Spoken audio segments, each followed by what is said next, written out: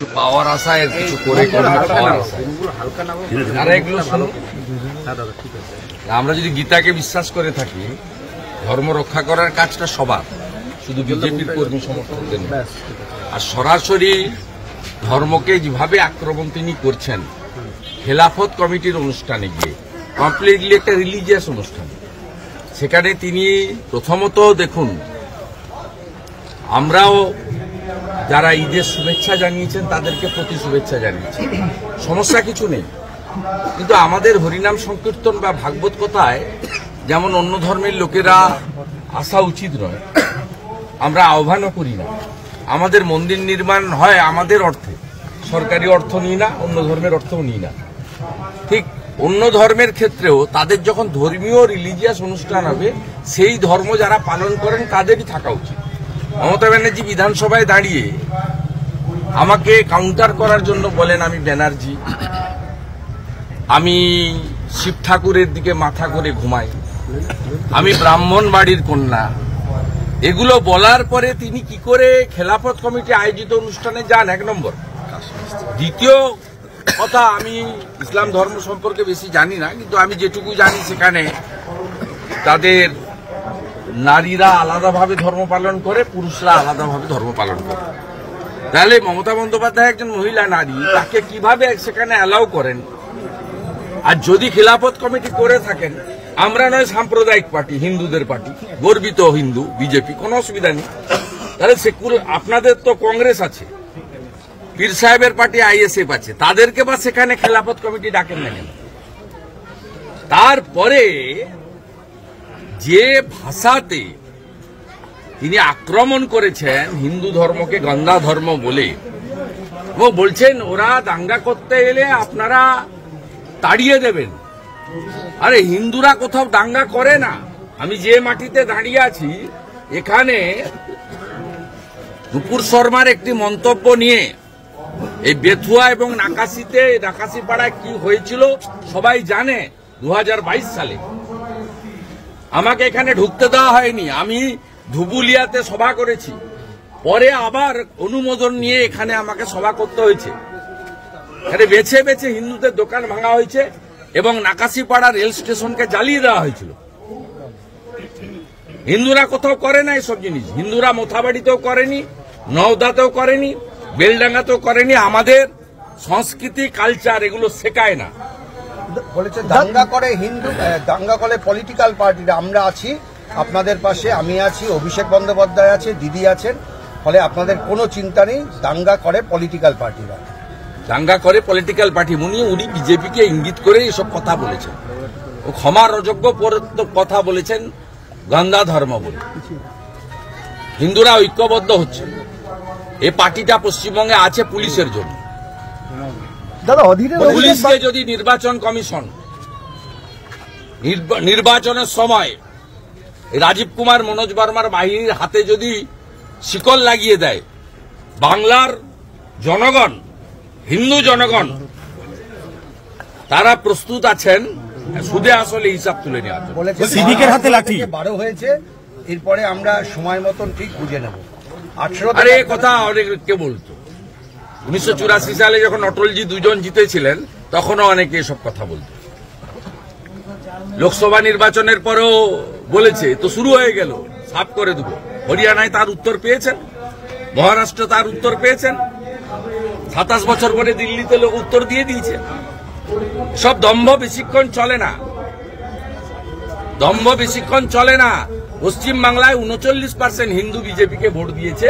আমাদের আপিল যে হিন্দুরা ভোট দিতে যান না, হিন্দু ভোট পড়ে গড়ে 65 থেকে 68%, 30 থেকে 32% হিন্দু ভোট দিতে যান না। 10% হিন্দু যদি এর মধ্যে এসে ভোটটা শুধু দিয়ে যান, অন্য রাজ্যে থাকেন, বিদেশে থাকেন, ভোটের সময় বাংলাটাকে বাঁচানোর জন্য, হিন্দুদের বাঁচানোর জন্য, হিন্দুদের দেবদেবী মন্দির বাঁচানোর জন্য, মোথাবাড়ির মতো ঘটনা যাতে না হয়, তাহলে উল্টে যাবে, আর কাউকে লাগবে না। একটা সন্দেহ, আপনার এবং প্রধানমন্ত্রীর ছবি দিয়ে রামনবমীর পোস্টার হচ্ছে, তাহলে কি বাকি নেতাদের কোনো গুরুত্ব নেই আপনাদের? ওটা রাজনৈতিক পোস্টার নয়। আমি যে মন্দিরের, আমি অনেক মন্দিরের সভাপতি, সংখ্যানন্দ মন্দিরের সভাপতি, মন্দিরের তহবিল থেকে আমরা ব্যানার বানিয়েছি। গোটা পৃথিবীর হৃদয়, হিন্দু হৃদয় সম্রাট, যিনি প্রধানমন্ত্রী না হলে রাম মন্দির হতো না।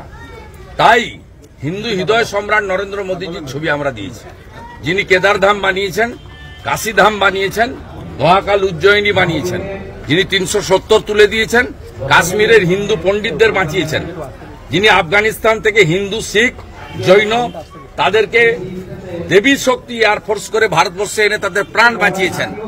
আর আমি মন্দির কমিটির সভাপতি হিসেবে আমার শুভেচ্ছা আছে। এটা রাজনৈতিক ব্যানার নয়, মন্দিরের তহবিল থেকে এই ব্যানার বানিয়েছি।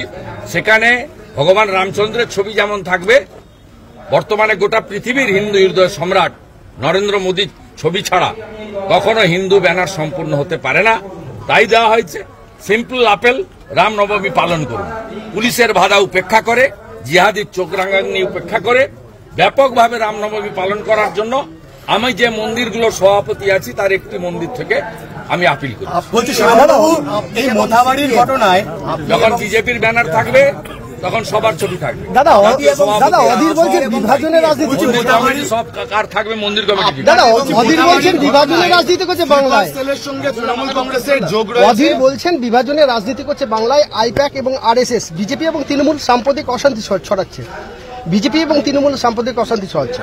উনি তো উনার নামটা অধীর চৌধুরী বলে তো মুসলমানরা ভোট দিল না। উনি কাকে কিসব বলছেন? উনার নামটা অধীর চৌধুরী বলেই তো বহরমপুরে ভোট পেলেন না, ইউসুফ পাঠান ভোট পেয়ে গেল। আপনারা উনি যে কটা ভোট পেয়েছেন বহরমপুরে হিন্দুদের ভোট পেয়েছেন, ওই জন্য ডাক্তার নির্মল সাহা জিততে পারেনি। হিন্দুরা অত সাম্প্রদায়িক না। যে কটা ভোট উনি পেয়েছেন হিন্দুদের ভোট, আর উনি জিততে পারেননি শুধুমাত্র উনার নামটা অধীর রঞ্জন চৌধুরী বলে। মুসলিমরা ভোট দেয়নি, ইউসুফ পাঠানকে ভোট দিয়েছে, গুজরাটের লোক। বলছি শুভেন্দুবাবু, মোথাবাড়ির ঘটনায় তৃণমূল কংগ্রেস স্লিপার সেলকে ব্যবহার করেছে খারজি মাদ্রাসাকে শেল্টার হোম হিসেবে ইউজ করে, এরকম একটা অভিযোগ আসছে শাসক দলের সঙ্গে। পুরো বর্ডার এলাকা, নদিয়া, উত্তর 24 পরগনা থেকে কোচবিহার পর্যন্ত এই বর্ডার এলাকা কমপ্লিটলি, এটা ভারতে আছে কিনা খুব সন্দেহ। এইখানেই কিছুদিন আগে বাংকার পাওয়া গেছে, এই পাশেই কৃষ্ণগঞ্জে এখানে বাংকার পাওয়া গেছে, বাংলাদেশের সঙ্গে যোগাযোগ। অতএব এইখানে ভয়ঙ্কর অবস্থা। এর জন্য দায়ী কে? স্বরাষ্ট্রমন্ত্রী অমিত শাহজি পার্লামেন্টে বলেছে যে আমাকে জমি দিচ্ছে না, তাই আমি বেড়া কমপ্লিট করতে পারছি না। আর রোহিঙ্গা মুসলমান অনুপ্রবেশকারীদের এখানে ঢুকিয়ে আধার কার্ড, এপিক কার্ড করে ডেমোগ্রাফি বদলাচ্ছে। যেমন এখানে কালীগঞ্জ, এই কালীগঞ্জ হাতের বাইরে, পলাশিপাড়া কার্যত হাতের বাইরে, চাপড়া হাতের বাইরে, এটাও কম না নাকাশিপাড়াতে। আপনারা টিকিট কেটে লন্ডনে লোক পাঠিয়েছেন সিপিএম এবং আপনারা মমতা বন্দ্যোপাধ্যায়কে প্রশ্ন করার জন্য, এবং কি সেখানে কি প্রশ্ন করেছে? আমার বক্তব্য হচ্ছে প্রশ্নগুলো কি ভুল। একটা প্রশ্ন হচ্ছে আপনি চোর, মমতা ব্যানার্জি তো চোর, সবাই জানে। বলেছে অভয়ার মৃত্যুর জন্য আপনি দায়ী, এভিডেন্স ডেস্ট্রয় তো আপনি করেছেন, 10 লক্ষ টাকা ঘুষ দিতে চেয়েছিলেন পরিবার, এটা কি ভুল? আরেকজন বলেছে আপনি হিন্দু নিধন করছেন, এটাও কি ভুল?